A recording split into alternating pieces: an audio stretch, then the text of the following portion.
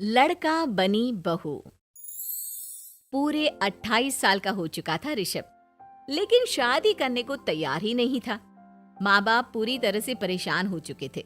जब भी किसी लड़की का रिश्ता ऋषभ के लिए लेकर आते तो वो शादी करने से साफ मना कर देता, चाहे लड़की कितनी भी सुंदर, कितनी भी अच्छी क्यों ना हो। ऋषभ के माँ बाप को इसकी वजह समझ में नहीं आ रही थी। अरे ऋषभ बेटा, अच्छी खासी नौकरी लग गई है, दिखता भी इतना अच्छा है, आखिर बात क्या है, तुझे शादी क्यों नहीं करनी? देख, तू हमारा इकलौता बेटा है। अगर तू शादी नहीं करेगा तो कैसे काम चलेगा? लेकिन मैं शादी करना ही नहीं चाहता। मुझे कोई लड़की पसंद नहीं आती। अरे बेटा, अगर कोई लड़की तुझे पसंद हो तो उससे शादी कर ले, हमें कोई ऐतराज नहीं है। हाँ ऋषभ बेटा, अब देख, तेरी माँ से भी काम नहीं होता। घर में एक बहू आ जाएगी तो कम से कम घर का माहौल भी अच्छा होगा और तेरी माँ को मदद भी मिल जाएगी। लेकिन मम्मी पापा कहा ना, मुझे लड़कियां पसंद ही नहीं आती। अरे लड़कियां पसंद नहीं आती तो क्या लड़का पसंद आता है? वो तो वक्त आने पर ही पता चलेगा। ऋषभ की बात सुनकर उसके माँ और पापा का सर चकरा जाता है। कुछ दिनों के लिए ऋषभ अपने ऑफिस के काम से शहर से बाहर जाता है और जब लौट कर आता है तो सामने का नजारा देखकर उसके माँ पापा बेहोश होते होते रह जाते हैं। अरे ये क्या, ये तुम्हारे साथ कौन है? माँ, ये दीपक है, मेरी पत्नी। हम दोनों ने शादी कर ली है। दीपक तुम्हारी पत्नी कैसे हो सकता है? अरे दीपिका होती तो बात समझ में भी आती। ये तो लड़का है। तो क्या हुआ पापा, आजकल तो ये सब फैशन में है और मैंने आपको बताया था कि मुझे लड़कियां पसंद नहीं आती। अरे तो इसका मतलब ये थोड़ी है कि तुम दीपक को दीपिका बनाकर ले आओगे। मुझे बहू चाहिए, बहू के रूप में, ये आदमी नहीं। लेकिन मम्मी जी, मैं आपकी बेटे से बहुत प्यार करती हूँ, मेरा मतलब करता हूँ। अरे इसको तो करता हूँ करती हूँ का अंतर भी नहीं पता। लेकर जाए इसे वापस।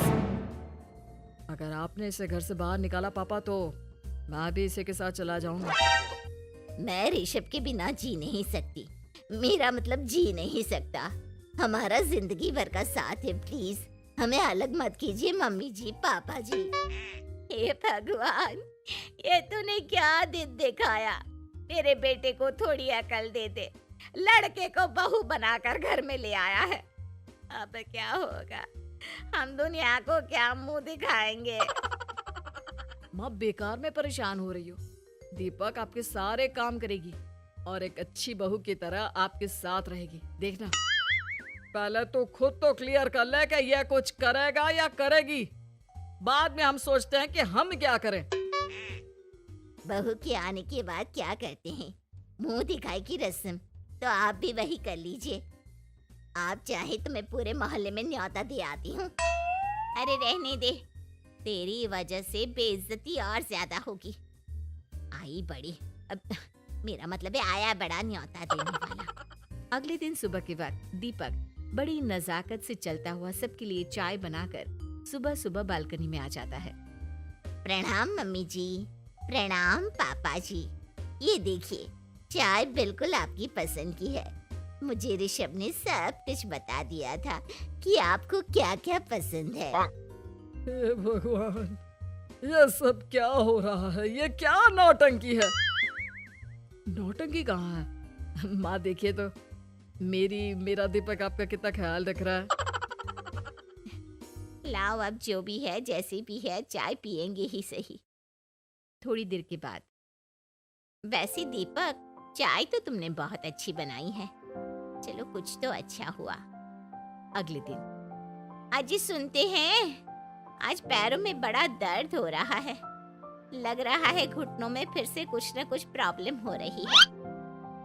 डॉक्टर ने वो दवाई दी थी, उसकी मालिश करो ना अपने घुटनों पर, आराम मिल जाएगा।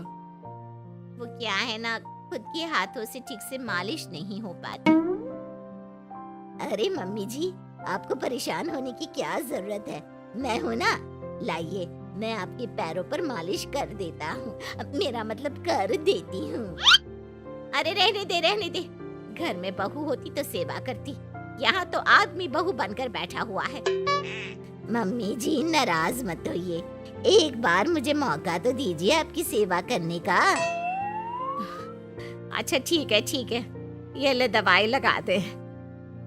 दीपक बहुत अच्छे तरीके से घुटनों की मालिश करता है। थोड़ी देर के बाद इतना आराम मिल रहा है क्या बताऊं, ऐसा लग रहा है मेरे घुटनों में कभी तकलीफ थी ही नहीं। लगता है तुम्हारी लड़का बनी हुई बहू तुम्हें पसंद आने लगी है। ऐसा कुछ भी नहीं है, वो तो बस इतने अच्छे से मालिश की इसलिए मैंने इसकी तारीफ कर दी। मम्मी जी पापा जी आपस में लड़ाई नहीं करते। अच्छा आप ये बताइए शाम के खाने में क्या खाएंगे? पनीर दाल मखनी पुलाव कुछ भी स्पेशल बता दीजिए। अरे भाई ये सारी चीजें मुझे तो खाने में बहुत ही पसंद है। तुम क्या कोई औरत हो जो पनीर दाल मखनी बनाओगी? हाँ, अरे लड़का हो तो लड़के की तरह बिहेव किया करो ना। भले ही मैं लड़का हूँ तो क्या हुआ, अब तो मैं ऋषभ की पत्नी और आपके घर की बहू हूँ, तो मुझे उसी तरह से रहना पड़ेगा ना। अच्छा ठीक है, जो तुम्हें पसंद है बना लो। आदमी रसोई में खाना बनाते हुए कैसे लगते हैं जरा मैं भी तो देखूं। शाम को दीपक सबके लिए अच्छा सा खाना बनाकर डाइनिंग टेबल पर लगा देता है। ऋषभ ऑफिस से जब लौट कर आता है, सब लोग खाना खाने के लिए बैठ जाते हैं। अरे वाह, क्या गजब का पनीर और दाल मखनी बनाई है। ऐसा जायका तो होटल के खाने में भी नहीं आता।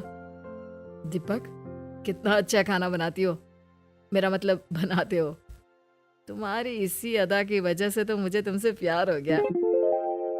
अरे बहुत हो गया, आदमी होकर आदमी से प्यार करते हो। अरे लेकिन कुछ भी कहो, जरा खाना खा कर तो देखो ऋषभ की माँ, मजा आ जाएगा। हाँ वैसे बात तो आपकी सही है, खाना तो वाकई में लाजवाब है। इतना स्वादिष्ट पनीर तो मैंने अपनी जिंदगी में नहीं खाया। कितना अच्छा होता अगर ये दीपिका होती। और फिर अगली सुबह कुछ ऐसा होता है जिसे देखकर ऋषभ के माँ और पापा ना केवल खुश होते हैं बल्कि हैरानी से उनकी आंखें फटी की फटी रह जाती हैं। उन्होंने जो नजारा अपनी आंखों के सामने देखा उसे देखकर उन्हें अपने आप पर भरोसा नहीं हुआ। सुबह का वक्त था, सब लोग बालकनी में बैठकर सुबह की चाय का इंतजार कर रहे थे। तभी रसोई में से एक बहुत ही खूबसूरत लड़की जिसके लंबे लंबे बाल थे और जिसने साड़ी पहनी हुई थी, हाथ में चाय की ट्रे लेकर वहां आती है। अरे ये कौन है? रातों रात हमारा लड़की बहू बन गया क्या?